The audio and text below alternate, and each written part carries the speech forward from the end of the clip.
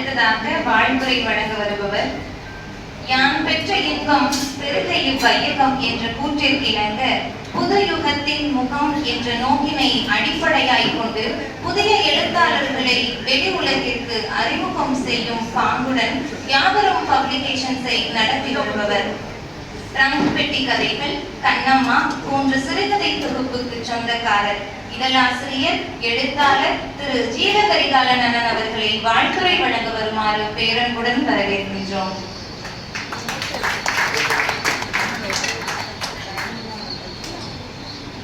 ஜீவகரிகாலன் அவர்களுக்கு துணைத் தலைவர் ஏ சொக்கலிங்கம் அண்ணன் அவர்கள் சிறப்பு செய்வார்கள்.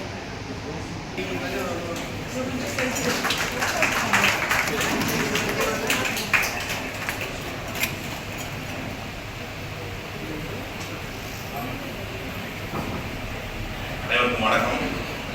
அழைப்பு வந்து நான் எதிர்பார்க்கல. ஏன்னா இந்த புத்தகம் தாமதமாக நடப்பதற்கு நானும் ஒரு காரணம் என்பதால் முதலில் அவைக்கு என்னுடைய மன்னிப்பை கோரிக்கொள்கிறேன். அதாவது புத்தகம் கொண்டு வந்து தாமதம் ஆயிடுச்சு.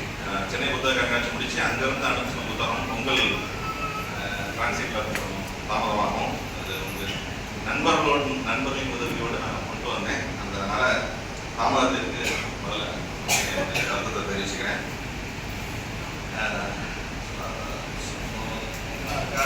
புத்தகம் வர்றதான் பிரதானங்கிறதுனால நம்ம ஒன்றும் பேச வேணாம் அப்படின்னு சொல்லிட்டு தூக்கி வந்தால நம்ம சரி அப்படி ஓரமாக உட்காந்துட்டு இருந்தேன். சுமந்து வரும்போது தான் பார்த்தேன், ஐயோ நம்மளை எப்படி வரணுமே அப்படின்னு நினைக்கும் போது தான் பார்த்தேன். ஆனால் இந்த இடத்துல விஜயா ஐயா வேளாண்மை அவரை பற்றி நான் பேசி ஆகணும். பதிப்பாளர் ஐயா வந்து இவ்வளோ தூரம் தான் சுமந்து வந்துட்டு இருக்கேன். ஏன்னா நான் அந்த புத்தகத்தை பதிப்பிச்சு 2016 ஐயா அவரோட புத்தகத்தை அப்படி நெஞ்சில் சுமப்பேன். இந்த புத்தகத்தை வந்து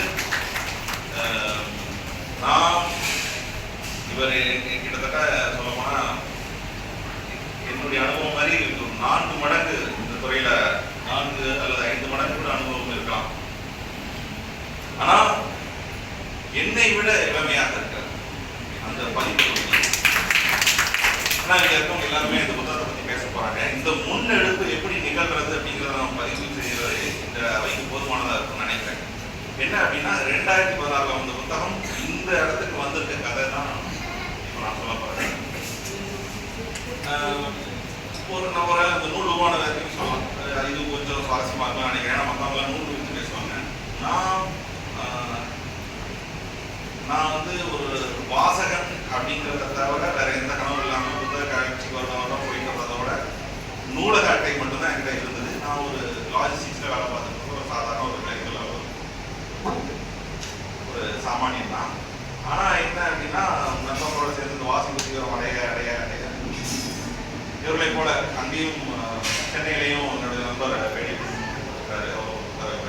அவர் மாதிரி ஆட்கள் தான் ரொம்ப புத்தகத்தை இதை படிக்க அதை படிக்கணும்னு சொல்லி நாங்கள் அங்கேயே வந்து இலக்கிய கூட்டங்கள் நடத்த ஆரம்பித்தோம்.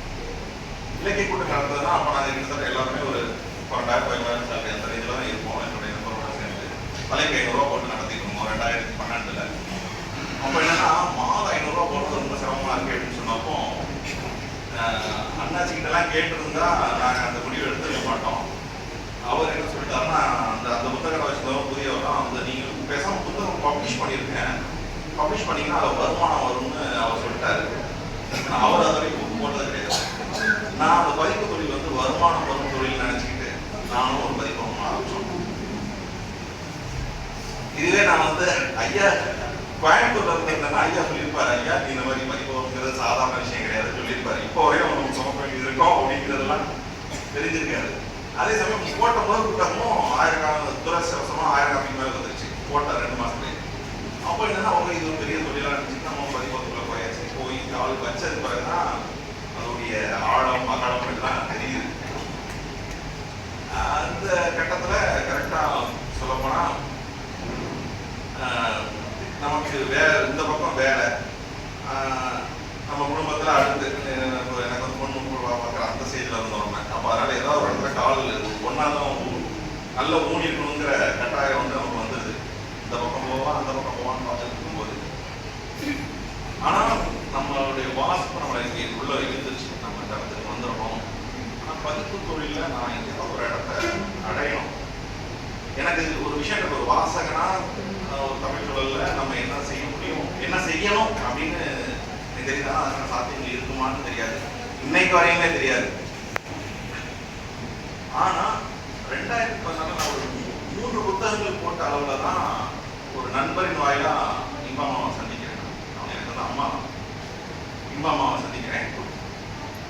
அம்மாங்கிறதுனால ரொம்ப சாதாரணமாக எனக்கு ஒரு ஃப்ரெண்டு தான், பட் கூட மட்டும் இன்பம்மான்னு சொல்றேன். இன்பம்மாவை சந்திக்கிறேன். அவங்க வந்து அப்போ வந்து ஒரு நாவல் எழுதிட்டு இருக்காங்கன்ற ஒரு அறிமுகத்தோட தான் அவங்க சந்திக்கிறேன். அப்போ அவங்க கொஞ்சம் உடல்நிலை சரியில்லாமல் இருந்தது, ஆக்சிடென்ட் ஆகிருக்கும் பார்க்க. அப்போ வந்து பார்த்தா கிட்டத்தட்ட 1000 பக்கங்கள் வெளியிட்டு இருக்கிறதா சொன்னாங்க. அந்த நாவல் பார்க்கும்போதே ரொம்ப ரொம்ப ஒரு ஒரு பெரிய மேக்னம் ஒப்பஸ்ன்னு சொல்லுவாங்க. இந்த மாதிரியான ஒரு நாவலை பதிப்பிக்கிறதெல்லாம் வந்து விஜயா பதிப்பகம் போன்ற பெரிய பதிப்பகங்கள் மட்டுமே சாத்தியம் அப்படின்னு நினைச்சிட்டு இருந்தேன். பெரிய பதிப்பகங்கள் அன்றைய காலகட்டத்தில் 70% நகராத்தார்கள் மட்டுமே. இந்த கட்டத்தில் ஒரு நகரத்தார் வாழ்வியலை ஆவணப்படுத்துகிற புத்தகத்தை நகரத்தார் அல்லாத ஒரு பதிப்பாளன் பதிப்பிக்கிற ஒரு சாத்தியம் ஒன்று இருக்கிறார். அது என்ன அப்படின்னா, அதுதான் ஒரு மங்களம்னு சொல்லலாம், ஒரு மங்கள படைப்பு. அது ஒரு கனவுள்ள, ஒரு லட்சியவாதம் உள்ள இந்த துறையில் ஒரு பயணத்தை அடைந்து தீர்வென்ற உத்வேகம் உள்ள இளைஞர்களுக்கு மங்களத்தை சேர்க்கிற ஒரு படைப்பு உருவானது. அது அந்த இடத்தை தேடிக்கொண்டது. அதற்கு பிறகுதான் எங்களுக்கு நட்புருவார். முதல்ல அந்த படைப்புக்கான பதிப்பாளரும் எழுத்தாளரும் சேர்ந்து கொண்ட நிகழ்ச்சியாக தான் பார்க்கிறேன். வையாசி 19 அது வந்து எத்தனை முறை திருத்தி எழுதப்பட்டது, எத்தனை முறை சோர்வடைஞ்சாங்க, எவ்வளவு உடல் ரீதியாக தளர்வடைஞ்சு சுற்றி அந்த நாவலில் வர அத்தனை நெருக்கடிகளும் அவங்க உணர்வுபூர்வமா அவங்க உடல் ரீதியான பிரச்சனைகள் இருக்குன்னா அது கிட்டத்தட்ட அவங்கள அனுபவபூர்வமாக சொல்றாங்க. அது ஒரு தீவிரவாத தாக்குதல், அந்த போர் காட்சிகளை வந்து ஏதோ வகையில இங்க வந்து ஒரு குண்டுவெடிப்பு சார்ந்த ஒரு அச்சுறுத்தல்ல வந்து அனுபவப்பட்டு அப்படி ஒவ்வொன்றையும் ரொம்ப நெருக்கத்தோட அந்த புத்தகம் உருவானது. புத்தகம் இது எழுதுறதுக்கு இடையில அவங்களுக்கு ஒரு மேஜர் ஆப்ரேஷன் நடந்தது. அப்போ புத்தகம் தயாராக நான் அந்த 2 புத்தகம் போட்டோன்னே ஒரு 5 புத்தகம் வந்துட்டேன். அப்போ வந்து பாட்டுக்கெல்லாம் வந்திருக்காங்க. அவங்க சொன்னாங்க, அவங்க பேசணும்னு சொன்னாங்க அப்படின்னு சொல்லிட்டு ஆப்ரேஷன் போகிறது முன்னாடி சொன்னாங்க. அது கொஞ்சம் எனக்கு மெயில் அனுப்பிட்டு நண்பன் பாலா இளங்கரை இருக்காரு, அவர் தான் அந்த புத்தகத்தை முழுக்க வாசி வர்க்கட்டாக செஞ்சுக்கிறார். வருவனோ இல்லையோ ஆனால் அந்த புத்தகம் வர்றேன்னு சத்தியம் பண்ணி கொடுங்க அப்படின்னு. அதைத்தான் நான் பண்ணுறேன்னு சொல்கிறேன். அப்போ வந்து ஒரு பதிப்பாளர் உருவாக்குறதுக்காக தான் ஒரு அந்த படைப்பு உருவானதுன்னு நான் நம்புறேன். அதற்கு அந்த புத்தகத்தை வைத்து தான் நான் வந்து மிக முக்கியமான ஒரு படைப்பாளியை மீண்டும் கொண்டு வர சாத்தியமானது. அதற்கு பிறகுதான் இவ்வளோ பெரிய புத்தகத்தை கொண்டு வந்து அதையும் இலக்கியத்தை பொறுத்தவரைக்கும் ஐயா சொன்ன இது வந்து ஒரு சரியான அளவில் போகலையே தவிர அது என்ன வந்து அது எனக்கு ஒரு மிகப்பெரிய உத்வேகத்தை தான் அளித்தது. ஏன்னா நான் கிட்டத்தட்ட அநேகமாக இந்த 60 புத்தகங்கள் போயிருக்கு அப்படின்னா இது 1000 பூர்த்தியாகுது. இந்த எண்ணிக்கை வந்து ஒரு தீவிர இலக்கியம். இது வந்து எந்த விதத்திலையும் சமரசமற்ற ஒரு தீவிர இலக்கியம். இது ஒரு சமூகத்தை மட்டும் பேசுகிற படைப்பு அல்ல. அப்படி பார்க்கும்போது இது ஒரு ஒரு விற்பனையாளரும் ஒரு பூர்த்தி செய்யப்பட்ட நாவல் தான். ஆனால் இந்த எண்ணிக்கை போதுமாங்கிற கணக்கை தான் ஐயா பேசினாரு. அது 2வது விஷயமா இருக்கு. இப்போ இந்த இடத்த அவங்க பேசணும். இப்போ வந்து அந்த புத்தகம் உருவாகுது, அதுக்கு பிறகும் அவங்க திரும்பிடுறாங்க, அதுக்கு பிறகும் மறுகட்டம் செய்கிறோம். ஒரே உதாரணம் சொல்றேன். அதுல வந்து ஒரு பெயர் மாற்றம் நடக்குது. பிரதான பாத்திரம் வேற. ஸோ 1000 பக்கங்கள்லையும் அந்த பெயர் மாற்றம் மாற்றி அதுக்கு எந்த கேரக்டரை மாற்றி அது வள்ளி உங்க பேர்ல தான் வள்ளி அது அவங்களோட பேரண்ட்ஸ்னால மாறும். இப்போ அந்த சின்ன சின்ன வேலைகளுக்காக ரீரைட்டிங் ஒர்க்குங்கிறதே அவங்க ரொம்ப அவங்க கம்ப்யூட்டர்ல கூட எழுதல, பேனாலும் எழுதல, எல்லாமே மொபைல் எழுதுறாங்க. ஸோ ஒரு மிக கடுமையான ஒரு போராட்டத்துக்கு பிறகுதான் அந்த புத்தகம் வெளியானது. வெளியாகும் போது யூனிவர்சிட்டியில் மெட்ராஸ் யூனிவர்சிட்டியில் வெளியானது.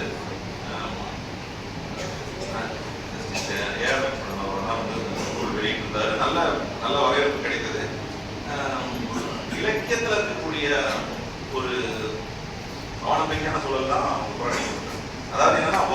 வாசிட்டானே தவிர இலக்கிய மேடைகள்ல அதிலும் குறிப்பிட்டு சொல்லப்போனா நாஜநாடன் போன்ற எழுத்தாளர்கள் வந்து அந்த புத்தகத்தை பாராட்டி சில கட்டுரைகள் வந்தாங்க. இதுக்கு கிடைக்க வேண்டிய இடம் வந்து கிடைக்கல. ஆனா அதுக்கான காலத்தை தேடிட்டு இருந்ததுன்னு நினைக்கிறேன். அது அண்ணாச்சி கைக்கு வர வரை அதை கொண்டு சேர்த்த இவங்க வள்ளிக்கண்ணன் அவர்களுக்கு எனக்கு நன்றியை தெரிவிச்சுக்கிறேன். ஐயா கிட்ட வந்தது. ஐயா வந்து நான் சொன்னேன், என்னோட சொல்ல போனவர்கள் நேற்று ஒரு இதழ் வெளியாருன்னா அந்த இதழில் எது பிரதான கட்டுரையோ அதை வாசிப்பாரு. எந்த ஒரு தன்னை கிராஸ் பண்ணி போகக்கூடிய எந்த இலக்கியவாதியோடைய படைப்புகளையும் வாசிச்சிருப்பாரு. நான் கடையாளியில என்ன எழுதியிருக்கேங்கிறது கூட அவர் தெரியும். அப்படி ஒரு இலக்கியத்துக்கு மீது இருக்கக்கூடிய மிகப்பெரிய காதல் கொண்ட ஒரு இந்த இளைஞர் அவர் சொல்றாரு பார்த்தீங்களா, இந்த புத்தகம் வந்து இப்போ அவர் கையில் எடுத்திருக்காருன்னா இது அவருக்காவது இது ஒரு மிகப்பெரிய ஒரு இடத்தையும் நீங்க வந்து இந்த துறையில இப்படிப்பட்ட பிதாமகர் எடுத்த ஒரு முன்னெடுப்பை வந்து பூர்த்தி செய்யற இதுலதான் நீங்க இருக்கிறீங்க. அதான் அவர் 5000 காப்பி விற்கிறேன்னு சொல்லியிருக்காரு ஒரு இடத்துல. இங்க வரும் பட்சத்துல எல்லாமே நான் பதிப்பாளா நான் என்ன செய்யறது, நான் இவங்க அடுத்து இது தொடர்ந்து 2 நாவல்கள் அது வரப்போகுது. அந்த நாவல் சிம்பியன்கிற நாவல் அது மறுநாள் செஞ்சுட்டு இருக்காரு. இதை உலகளாவிய அளவுல கொண்டு போகணும் அப்படிங்கிற ஒரு மொழிமாற்றம் செஞ்சு கொண்டு போகணுங்கிற ஒரு முயற்சியில் இருக்கிறோம். அதுக்கு அவங்களுக்கு அந்த உடல்நலத்தையும் அதற்கான எல்லா சூழலும் அமைவதற்கு நான் வந்து பரிபூர்ணமாக வேண்டிக்கிறேன். அதே சமயத்துல இந்த புத்தகம் நீங்க எப்படி வாங்கணும்னா கட்டாயமா வாசிப்பதற்கு ஒன்று, பரிசளிப்பதற்கு ஒன்று அப்படின்னா. ஏன்னா இது எங்க வீட்டிலேயே எங்க அம்மாவே இந்த புத்தகத்தை குறைஞ்சது 3 தடவை வாசிப்பாங்க. எங்க வீட்டுல எங்க அம்மா வாசிச்சிருக்காங்க, எங்க மாமியார் வாசிச்சிருக்காங்க. சொல்ல போனா எனது பாட்டி அவங்க வரையும் வாசிச்சிருக்காங்க. எல்லாருடைய போட்டோ அனுப்புவேன். அப்படி அவ்வளவு சுவாரஸ்யமான புத்தகம். இது வந்து ஒரு 50 பக்கம் வர வரையும் தான். ஏன்னா அது எனக்குமே இருந்தது. 50-60 பக்கம் வரையும் தான் கொஞ்சம் நமக்கு கடினமா இருக்கும். ஆனா 60 பக்கத்துக்கு மேல அந்த புத்தகம் வாசிப்பதாகவே இருக்காது. உங்களுடைய ஆட்சி ஒருத்தங்க உங்க கூடவே உட்காந்து கதை சொல்றது போலதான் இருக்கும். உங்க காதுல அது ஒளியா மாறி அதுதான் இந்த நாவலோட ரசவாதம். இது நான் புகழ்துறைக்காகவும் இருக்காகவும் நான் சொல்ல. நீங்க 50 பக்கங்களை தாண்டி போக பாத்தீங்கன்னா அது ஒரு பெண் குரல் கேட்கும். அது இன்னொரு குரல் இல்லை, அது உங்க வீட்டு ஆட்சி. அந்த டிரான்ஸ்மிஷன் தான் அதை பண்ணியிருக்காங்க. இது இந்த வட்டார நாவல் ஒரு மாபெரும் இலக்கியம். அது ஒரு அதே சமயம் இது ஒரே ஒரு சமூகத்தை பேசுகிற இலக்கியம் கிடையாது, ஒரு மாபெரும் மானுடத்தை பேசுகிற சமயம் நாவல். இதுல வந்து பல கலாச்சாரங்கள் இருக்கிறது, பல சமூகம் இருக்கிறது, பல மதங்கள் இருக்கிறது. இதுல இருக்கக்கூடிய ஒரே பெருமை என்ன அப்படின்னா அத்தனை சமூகத்தையும் அரவணைத்து செல்கின்ற அந்த பிரதான கதாபாத்திரம் நகரத்தார் இருந்து வருகிற ஒரு சீமாட்டின்னு சொல்லலாம். செல்வச்சமர்த்தி சீமச்சமர்த்தி அதுல வர்ற ஒரு அருமையான வார்த்தை. அதை நாங்கள் சொல்லி பார்த்துட்டோம். சீமச்சமர்த்தி மட்டும் இல்லை, அது ஒரு சுவாரஸ்யமான ஒரு சின்ன விஷயத்தை மட்டும் சொல்லிட்டு போறேன். இது என் வாழ்க்கையில மங்கள படைப்புன்னு சொல்றதுக்கு இன்னொரு காரணம் என்னன்னா, இந்த புத்தகத்துடைய பத்திய பதிவுகள்ல ஒரு வாசகி வந்து அதுல வர்ற பால் கொழுக்கட்டை பத்தி அவங்களுடைய பள்ளி தோழியாக ஒரு நகர சமூகத்துல பால் கொழுக்கட்டை செஞ்சு கொண்டு வந்ததாகவும் அதை சாப்பிட்டு பார்த்துருக்கேன். அது அவ்வளவு ருசியா இருக்கும். இந்த நாவலை வாசிக்கும் போது எனக்கு பால் கொழுக்கட்டை ஞாபகம் வந்தது அப்படின்னு சொல்லி ஒரு பதிவு போட, நான் அந்த பால் கொழுக்கட்டை அவங்க செஞ்சு தரட்டுமான்னு பதிலுக்கு கமெண்ட் போட, அந்த பால் கொழுக்கட்டைகளை ஆரம்பிச்ச உறவுகளிடம் இன்னைக்கு அவங்க என்னுடைய மனைவி, அவங்க அப்ப யூகேல தந்திருந்தாங்க. அதனால மங்கள படைப்புன்னு சொல்றேன். அது வந்து அவ்வளவு பாசிட்டிவ் வைப்ரேஷன் உள்ள. ஆமா கல்யாணத்தை இல்லை யாராவது பதிப்புகள் இருக்காங்களா கிளம்பிக்குவாங்க. என்ன செய்வாங்க ஐயெல்லாம் பதிப்புரை போராட்டம் கிளம்பிக்குவாங்க. அடுத்ததான் கடைசியா விஷயம்னா அது மட்டும் இல்லை, நண்பர்களையும் அந்த புத்தகம் எனக்கு ஹாலிடேஸ்ல அவ்வளோ கஷ்டம் இங்கே எடுத்துட்டு இங்கே டிரான்ஸ்லேட் பண்ணி எழுதி கொண்டு வரதுங்க. என்னுடைய நண்பர்கள் நிறைய நண்பர்கள் அந்த பேராசிரியர்கள் சரவணஜோதி அவர்களும் வீரலட்சுமி அவர்களும் வந்திருக்காங்க. அவங்க வந்து எனக்கு இமாமம் மூலமா மலேசியாவில் இந்த நூல் வெளியிடப்படும் போது அதை போட்டோ எடுத்து அனுப்புனவங்க தான், அதன் மூலமா அறிமுகமானவங்க தான் இன்னைக்கு என்னுடைய வாழ்க்கையில் மிக முக்கியமான நண்பர்களாக இருக்காங்க. அவங்க பேராசிரியர் வீரலட்சுமி அவர்கள் அவங்க தான் புத்தகத்தை காரை எடுத்து போட்டு வந்தாங்க. ஸோ இந்த புத்தகம் எப்படியோ என் வாழ்க்கையில் பின்னி பணிந்து இருக்கிறது. அதனால நான் சொல்றேன், எப்பவுமே இந்த புத்தகம் வந்து வாங்குவதற்கும் வாசிப்பதற்கும் நான் பரிசா கொடுத்துருக்கிற எண்ணிக்கையே கிட்டத்தட்ட 50 மேல இருக்கும். எந்த ஒரு திருமணத்து போனாலுமே அந்த புத்தகத்தை பரிசா கொடுப்பேன். அது நிறைய பேர் அந்த புத்தகம் சொல்லுவாங்க. அது எந்த மனம் வந்தாலும் சரி, எந்த இதாக இருந்தாலும் சரி. ஸோ இது நகரத்தாருடைய படைப்புன்னு மட்டுமே சொல்லிக்கிற வேணாம். ஆனால் நகரத்தார் வாசிக்காம இருக்கிறது கூடவே மட்டும் இந்த இடத்தை பதிவு செய்திருக்கிறேன். பொறுமையாக கேட்டுக்கொண்டிருந்த அவயோர்களுக்கும் சார்ந்தவர்களுக்கும் எனது அன்பான